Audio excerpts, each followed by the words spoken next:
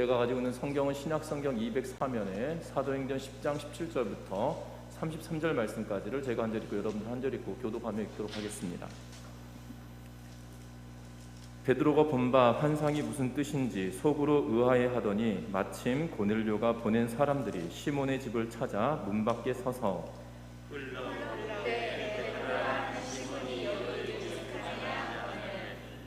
베드로가 그 환상에 대하여 생각할 때에 성령께서 그에게 말씀하시되 두 사람이 너를 찾으니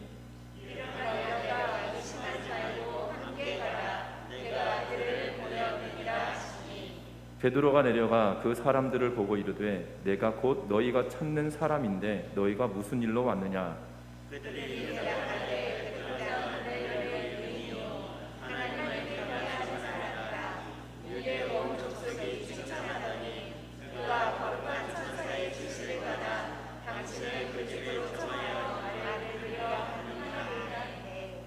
베드로가 불러들여 유숙하게 하니라.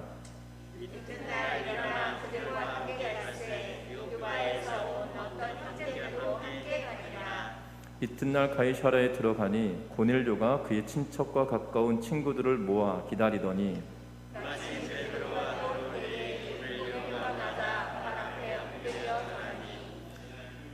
베드로가 일으켜 이르되 일어서라 나도 사람이라 하고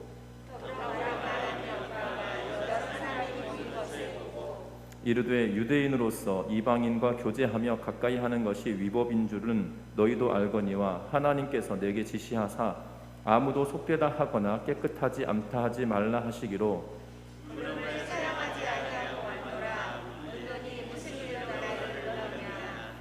고넬료가 이르되 내가 나흘 전 이맘때까지 내 집에서 제 굿이 기도를 하는데 갑자기 한 사람이 빛난 옷을 입고 내 앞에 서서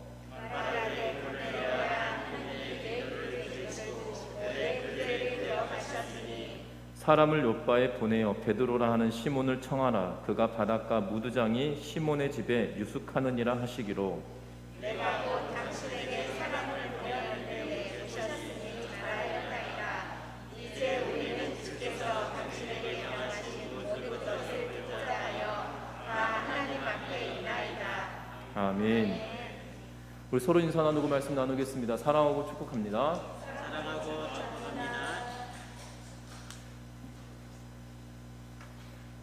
이 아시시의 성자라 불리는 프란시스에게 어느 날 이 제자가 되기를 지원하는 제자 후보생 두 사람이 찾아왔습니다. 그러면서 아시시의 성자 프란시스에게 이렇게 말합니다. 선생님의 제자가 되어 신앙의 훈련을 받고 싶습니다. 라고 이 두 사람이 이 아시시의 프란시스에게 말합니다. 그때 프란시스는 뭐라고 이야기하냐면 저 밭에 나가서 배추를 뽑으십시오. 그리고 옆에 밭에다가 뿌리를 하늘로 향하게 하여서 배추를 다시 심어주십시오. 라고 당부를 합니다. 한 사람은 말없이 배추를 들고 나갔습니다. 그러나 한 사람은 이 성자가 여기서 오랫동안 돌을 닦더니만 정신이 나가버렸구나 라고 하면서 비웃었습니다. 그러나 이 아시스의 성자라 불리는 프란시스는 이러한 무리한 요구가 있는 이유가 분명히 있었다는 사실입니다. 이 사람은 순종하려고 하는 자질을 가지고 있는가라는 질문을 행동으로 보이라는 그러한 요구였던 걸로 보여진다는 거죠. 그래서 두 사람 중에 한 사람은 성실하게 뿌리를 하늘로 향하여 들게 하고 배추를 심었고 한 사람은 프란시스를 비웃으며 아무것도 하지 않았다고 합니다. 그래서 프란시스는 순종하였던 그 사람을 제자로 삼았다라고 하는 일화는 순종에 관한 이야기를 할 때마다 등장하는 그러한 일화이기도 합니다. 분명한 것은 우리가 순종한다는 것이 우리의 이성으로 판단할 때, 우리의 생각으로 판단할 때 옳다라고 여겨지고 따라가는 것은 우리가 설득당하기 때문에 하는 것이죠. 그런데 순종이라고 하는 것은 우리들에게 성경이 말하는 순종은 단순히 내가 설득당하여서 그 말에 따르라라고 이야기하기보다도 하나님의 말씀에 복종하라는 의미가 더 강한 것을 우리는 보게 됩니다. 외국의 어떤 며느리가 친정 때문에 고민이 굉장히 많았다고 합니다. 자기가 보기에는 친정 가족들은 신앙생활도 열심히 하고 부지런해 보이는데 이상하게도 시댁이 더 잘 되어지고 있다라는 겁니다. 시댁은 신앙생활 하긴 하지만 중간에 다른 종교를 믿기도 했고 신앙생활도 그다지 열심히 하지 않는 것 같은데, 하나님께서는 희한하게도 이 시댁 식구들에게 축복해 주시는 것을 보고 그의 교구 담당 목사님에게 찾아갔다라고 이야기합니다. 그런데 이 목사님께서 하신 말씀은 너무나도 놀라웠다라고 기록하는데, 이렇게 말합니다. 이 목사님이 제가 시댁과 친정 가족들을 직접 보지는 못했지만 아마도 시댁 식구들은 누군가가 자기에게 잘못을 했을 때 빨리빨리 용서를 하고 하나님이 이게 아니다 하시면 재빨리 태도를 바꾸는 것 같습니다. 반면에 친정 식구들은 신앙생활은 열심히들 하시지만 무언가 마음에 미움이 있을 때 그걸 빨리 풀지 못하고 하나님의 말씀이 들려올 때 자세를 빨리 바꾸지 않는 것 같습니다 라고 이야기하며, 말하자 이 며느리가 그 목사님의 이야기에 맞다라고 이야기하며 수긍하였다라고 하는 이야기도 있는 것을 보게 됩니다.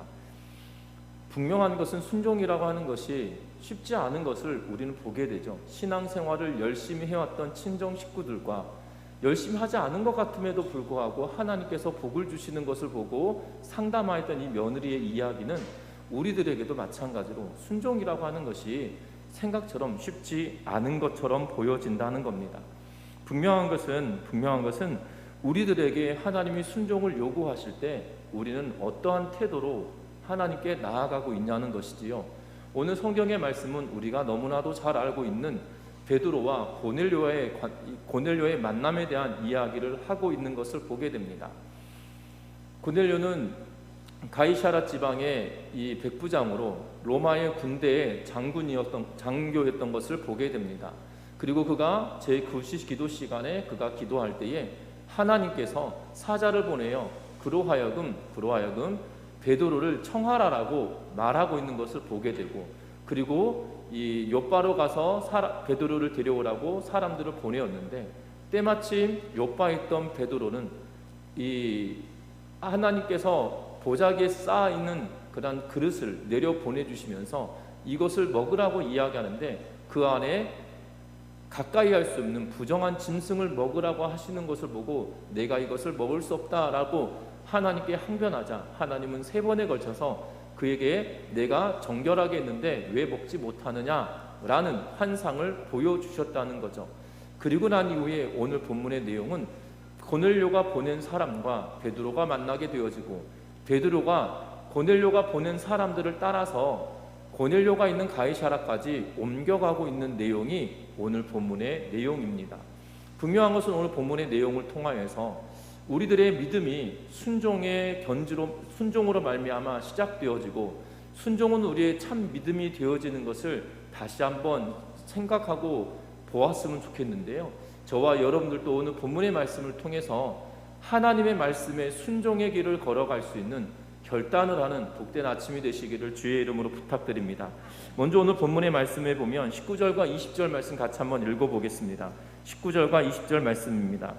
베드로가 그 환상에 대하여 생각할 때에 성령께서 그에게 말씀하시되 두 사람이 너를 찾으니 일어나 내려가 의심하지 말고 함께 가라. 내가 그들을 보내었느니라 하시니. 아멘.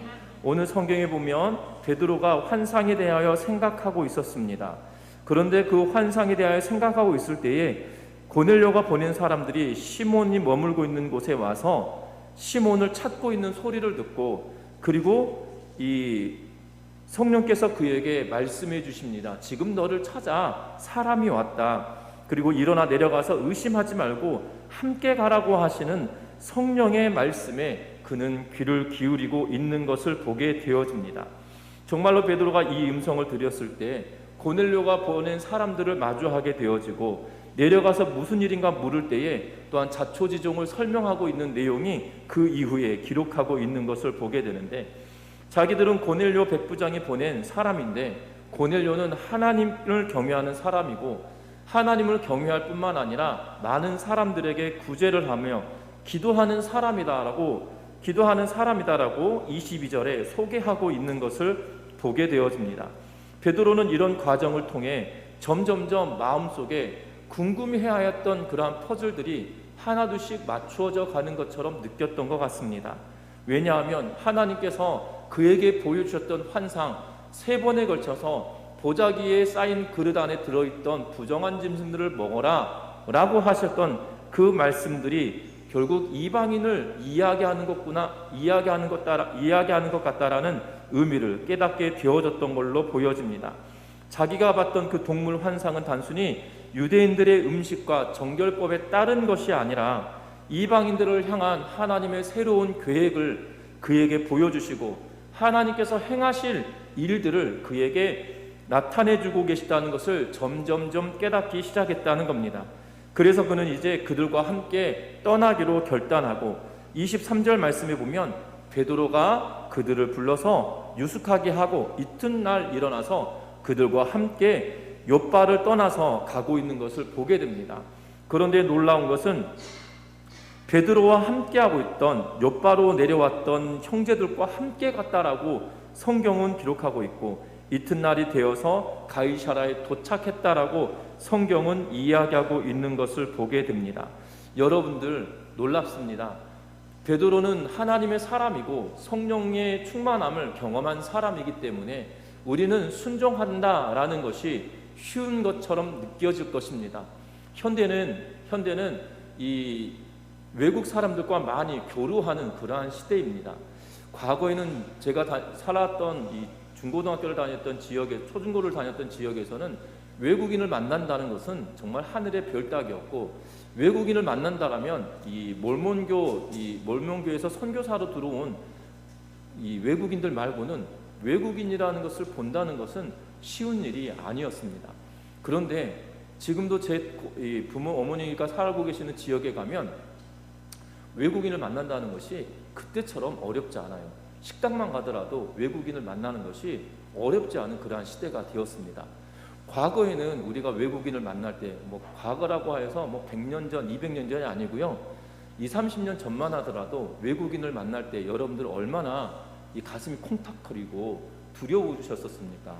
그런데 여러분들 요즘 식당만 가더라도 이 일을 하시는 분들이 대부분 외국인 노동자들이신 걸 보게 되고 때로는 이 외국에서 공부하러 들어온 외국인 학생 아르바이트생인 것들을 우리는 종종 마주하게 되어지는데 그래서 그때 한 20, 30년 전에 외국인을 만났을 때 그 두려웠던 마음과 지금의 마음은 확실히 다르잖아요. 그런데 지금 유대인들에게 있어서만큼 베드로에게 있어서 고넬료는 우리가 20, 30년 전에 외국인을 만날 때 가슴 콩닥거리고 두려운 어떻게 말을 꺼내야 되지? 이런 두려움의 문제가 아니고요. 상종할 수 없는 관계였어요. 무슨 말인지 이해되시나요? 이방인과 한자리 함께 하고 있다는 것은 부정하다라고 여겼어요. 그리고 그들의 부정함이 나에게 올마온다라고 생각했다 이 말이죠.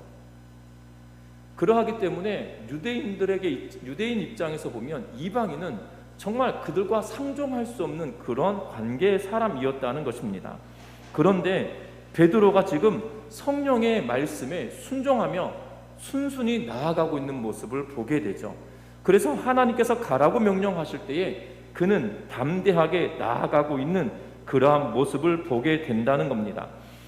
신앙생활을 하면서 분명한 것은 우리에게 순종을 이야기하실 때 우리가 설득당하여 순종하도록 만드시는 것이 아니라 순종하라고 하나님이 명령하실 때에는 지금 베드로가 이방인을 따라 이방인의 집으로 가라고 하시는 그 말씀처럼 우리들에게도 내가 가지고 있는 생각과 가치관과 내가 살아왔던 문화를 뛰어넘도록 하라고 하시는 일들이 종종 있을 수 있다는 사실이죠.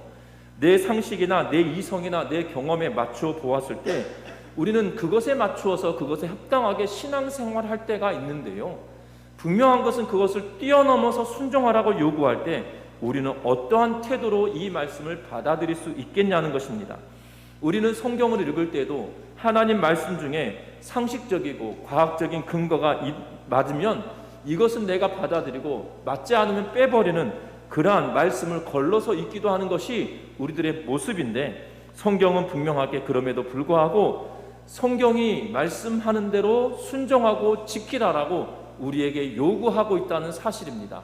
걸러서 듣는 것이 아니라 모든 것을 받아들이고 순종하라고 우리에게 이야기하실 때 저와 여러분들도 순종의 길을 선택하며 살아가는 믿음의 성도님들 되시기를 주의 이름으로 부탁드립니다. 내 생각과 경험으로 하나님의 일을 재단하고 제한하는 것이 아니라 하나님께서 말씀하실 때에 그 말씀에 순종의 길을 걸어감으로 말미암아 말씀에 합당한 삶을 살아갈 수 있는 은혜가 있기를 바랍니다. 특별히 앞에서 말씀드렸지만 28절 말씀에 보면 이렇게 말해요. 유대인으로서 이방인과 교제하며 가까이 하는 것이 위법인 줄은 너희도 알거니와 하나님께서 내게 지시하사 아무도 속되다 하거나 깨끗하지 않다 하지 말라 하시기로 라고 이야기하면서 위법한 일이다 라고 이야기하며, 위법한 일인데 지금 뭐 하고 있는 거예요? 법을 뛰어넘어서 이것이 법을 어긴 것이란 사실을 그가 알고 있음에도 불구하고 내가 그것을 행하고 있다라고 말하고 있거든요. 두려운 일일 겁니다. 문화적이고 종교적인 이 선을 뛰어넘는다는 것이 굉장히 쉬운 일이 아니거든요. 여러분들, 우리 과거에 우리 믿음의 선배님들이 이러한 일들이 있었습니다. 어떠한 일이냐면 예수 믿으면 제사를 지내지 않는다라고 하여서 핍박을 당하고 모진 고통을 당하였던 때가 있었거든요. 그런데 요즘은 제사 안 지내시려고 안 믿는 분이 갑자기 예수 믿겠다고 하신 분들도 종종 있는 걸 보게 됩니다. 종종 있는 걸 보게 되는데 그분이 신앙이 있어서가 아니고요, 그냥 제사 안 지내고 싶어서 그 핑계로 이렇게 예수 믿겠다고 결단하는 분들도 계시는데, 그러면서 신앙이 들어가면 너무나도 감사한 일일 줄 믿습니다. 어찌됐든 과거에 이러한 일들은 다 했거든요. 예수 믿으면 제사 안 지내려고 한다라고 하면서 핍박당하고 고통당하였던 일들은 너무나도 있었다는 겁니다. 그 문화를 뛰어넘는다는 것이 얼마나 힘들었는지 몰라요. 몸으로 겪어내는 분들의 이야기를 들으면 정말 눈물 없이 들을 수 없었던 신앙의 간증을 우리는 듣게 되어집니다.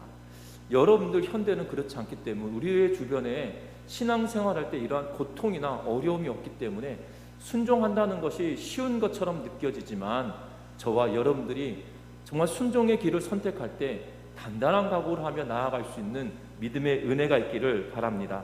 뿐만 아닙니다. 오늘 성경의 말씀에 보면 이 고넬료라고 하는 사람도 대단합니다. 24절과 25절 말씀을 같이 한번 읽어봅니다. 이튿날 가이사라에 들어가니 고넬료가 그의 친척과 가까운 친구들을 모아 기다리더니 마침 베드로가 들어올 때에 고넬료가 맞아 발 앞에 엎드려 절하니. 아멘.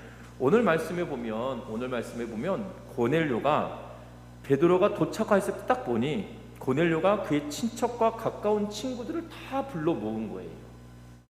그리고 베드로가 딱 들어섰을 때 어떠하냐면 고넬료가 베드로의 발 앞에 엎드려서 절하고 있는 것을 보게 되어집니다. 여러분들 지금 이 시대적인 상황을 보면 로마가 이스라엘을 통치하던 때예요. 그리고 가이사라는, 전에도 말씀드렸지만 가이사라는 총독이 거하는 곳이고 주둔군이 거하는 그러한 부대가 있는 곳이 가이사라였어요. 그리고 총독이 이곳에 있어서 이스라엘의 행정적인 수도가 바로 이 가이사라인데, 절기가 되어지면 예루살렘으로 수많은 사람들이 모여드니 총독이 잠깐 절기 때 예루살렘으로 가서 폭동이 일어나지 않도록 군대와 함께 잠깐 이렇게 파견 가게 되어지는 그러한 모습이 보여집니다. 그래서 예수님께서 십자가에 죽으실 때 빌라도의 법정에 있을 때 이 원래는 가이사라에 있던 빌라도에게 가서 재판을 받아야 되지만 6월절이라고 하는 절기가 있어서 빌라도가 예루살렘으로 와 있을 때 재판을 받게 되었다는 거예요. 그래서 헤로데에게도 갔다가 빌라도에게도 갔다가 했던, 왔다 갔다 할 수 있었던 이유가 바로 그러한 이유거든요. 그러면 지금 지배하고 있는 나라의 군대의 장교예요. 그리고 베드로는 지배당하는 민족의 한 사람일 뿐입니다. 그것도 출신도 어부 출신의 사람이에요. 고위 관직에 있는 이 귀족이나 아니면 사내들인 공회의원이든지, 지금으로 말하면 국회의원이나 아니면 장차관이 아니면 뭐 유명한 대학의 총장이나 이런 분이었다라면, 뭐 왜 우리나라에 파견 와 있는 대사들의 이 대사들을 만나는 것이 어렵지는 않을 겁니다. 그런데 저 같은 사람이 미국 대사를 만난다고 한다면 이 절차가 얼마나 복잡한지 지금 생각하면 만날 수나 있을까라는 생각이 들어지거든요. 분명한 것은 지금 그러한 상황이라 생각하시면 돼요. 지금 이름 모를 베드로는 이름 모를 어부 출신의 사람이고, 지금 고넬료는 지배하는 나라의 군대의 장교예요. 그것도 백부장이면 하급 장교가 아니고 보급 장교 가운데 속한 사람입니다. 그런데 그가 지금 누구의 발 앞에 엎드려 절하고 있다고 기록합니까? 베드로의 발 앞에 엎드려 절하고 있다라고 말하고 있는 것을 보게 되어져요. 어찌 보면 우리는 성경을 읽을 때 베드로는 설교하면 3,000명이 회개하고 5,000명이 회개하니까 유명한 사람이다 라고 생각할 수 있겠으나, 그래봤자 뭐예요? 유대인 가운데 한 명인 거거든요. 그래봤자 유대인들 가운데 한 명이에요. 유대인들조차도 그리스도인이면 핍박하던 때예요. 여러분들 지금 유대인들 사이에서 예수를 믿는 사람들이 막 추앙받거나 막 인정받거나 이런 것이 아니라 이단자다라고 하면서 지금 핍박당하던 때에 그 가운데 한 명일 뿐이라 이 말이에요. 그런데 그에게 머리를 조아리고 절을 하고 있는 모습을 보게 됩니다. 그것도 베드로와 이 고넬료가 단둘이 있던 자리가 아니에요. 온 가족과 친척과 친구들이 그의 배후에 있고, 그가 대표로 그 앞에 머리를 조아리고 있는 그러한 모양새다 이 말입니다. 여러분들 기억하셨으면 합니다. 고넬료가 왜 이랬겠냐는 거죠. 고넬료가 왜 이랬겠냐는 겁니다. 28절과 29절 말씀 같이 한번 읽어봅니다. 이르되 유대인으로서 이방인과 교제하며 가까이 하는 것이 위법인 줄은 너희도 알거니와, 하나님께서 내게 지시하사 아무도 속되다 하거나 깨끗하지 않다 하지 말라 하시기로 분음을 사양하지 아니하고 왔노라. 묻노니 무슨 일로 나를 불렀느냐. 아멘. 베드로가 지금 말합니다. 내가 이것이 위법인 줄 알고 왔다. 그리고 너 지금 내 앞에 엎드려 절하는데 그러지 말라라고 하면서 26절에 그를 일으켜 세웁니다. 나도 사람이다 라고 하면서, 그리고 그곳에 보인 사람들에 대하여 물으면서 내가 위법한 것을 알고 이곳에 왔는데 지금 와서 보니 지금 이것이 보통 일이 아닌 것 같다. 왜 나를 불렀느냐라고 묻자 고넬료가 뭐라고 대답하고 있냐면, 30절 이후부터 보면 고넬료가 이전에 있었던 일을 이야기합니다. 내가 9시 기도 시간, 지금 9시면 지금 오후 3시를 말하거든요. 제가 오후 3시에 기도 시간에 기도하는데 이 빛난 옷을 입은 자가 나타나서 나에게 이러이러하라고 했다라고 하면서, 심지어 무드장이 집에 있는 당신이 어디 있는 것까지 알려주면서 그곳으로 사람을 보내라고 했다. 그리고 당신이 지금 그 이유 때문에 와 있는 것이다 라고 이야기하면서 말하고 있는 것을 보게 되죠. 여러분들, 이 고넬료가 베드로의 질문에 대답하는 것은 마치 이 고넬료가, 어떻게 보면 고넬료가 더 위에 있는, 세상의 지혜로 보면 훨씬 더 위에 있는 사람이거든요. 그런데 지금 고넬료가 베드로에게 대답할 때는 굉장히 겸손한 자세로 그가 이야기하고 있는 그러한 모습을 보게 됩니다. 고넬료가 그를 하여금 그렇게 절을 하고 공손하게 이야기하고 있는 이유는 바로 하나님의 사람에 대한 이야기를 하고 있다는 것이고, 또 오늘 본문의 내용을 통해서 보면 33절 말씀 같이 한번 읽어보겠습니다. 33절입니다. 내가 곧 당신에게 사람을 보내었는데 오셨으니 잘하였나이다. 이제 우리는 주께서 당신에게 명하신 모든 것을 듣고자 하여 다 하나님 앞에 있나이다. 아멘. 지금 고넬료가 굉장히 겸손함으로 베드로를 맞이하고 있고 겸손함으로 그를 대하고 있는 것을 보게 되어져요. 그런데 고넬료가 이렇게 겸손할 수 있었던 이유가 무엇이냐는 거예요. 그가 군대의 백부장이었고, 지난 시간에도 말씀드렸지만 고넬료가 경건하고 그리고 구제를 하며 기도하는 사람이다라고 말씀드리며, 군대 문화를 거스르며 시대적인 문화를 거스리는 믿음의 사람이었다라고 말씀을 드렸어요. 그런데 더 중요한 것은 지금 그가 겸손함으로 나아가는 것은 단순히 그가 시대적인 상황을 거스르고 하나님을 알고 하나님의 말씀을 붙들고 기도하는 사람이었기 때문에 그렇게 겸손하다라고 말하기는 조금 어려웠겠지만, 오늘 본문의 말씀을 통해서 보면 베드로 앞에 그가 겸손할 수 있었던 이유는 33절의 마지막 뒤에 보면 이렇게 말하죠. 주께서 당신에게 명하신 모든 것을 듣고자 하여라고 말합니다.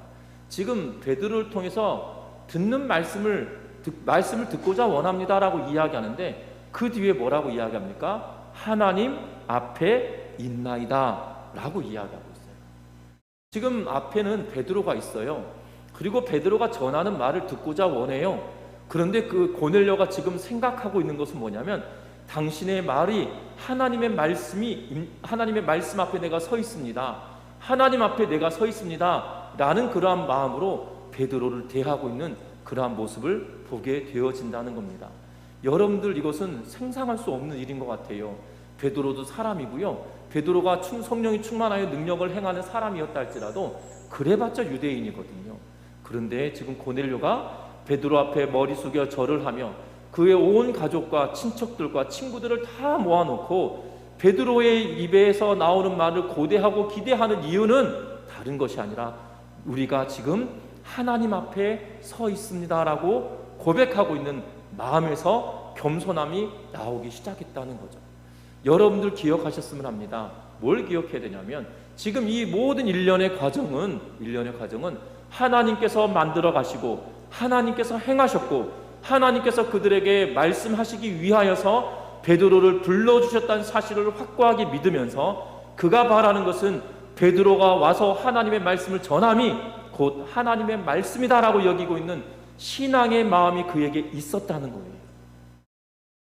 저와 여러분들도 그 신앙의 마음이 저와 여러분들 가운데도 충만하여 주시기를 주의 이름으로 부탁드립니다. 하나님의 음성을 듣기를 원한다라면, 성경이 말하는 그 하나님의 말씀을 듣기를 원한다라면 이 고넬료와 같은 겸손함과 신앙의 겸비함이 저와 여러분들 가운데도 충만하여져서 하나님의 말씀으로 온전하게 받는 은혜가 있으시기를 주의 이름으로 부탁드립니다. 또 한 가지가 있죠. 또 한 가지는 이 베드로 또한 하나님의 말씀에 순종하고, 또한 고넬료가 순종하는데 겸손함 때문에 그가 순종하게 되었다라고 말씀을 드렸다라면 베드로 또한 그가 얼마나 겸손한 모습으로 나아가고 있는지 우리에게 보여주고 있는 것을 보게 됩니다. 앞에서도 말씀드렸지만 베드로가 설교할 때 5,000명의 사람이 회개하였습니다. 베드로가 설교할 때 3,000명의 사람 또한 회개했습니다.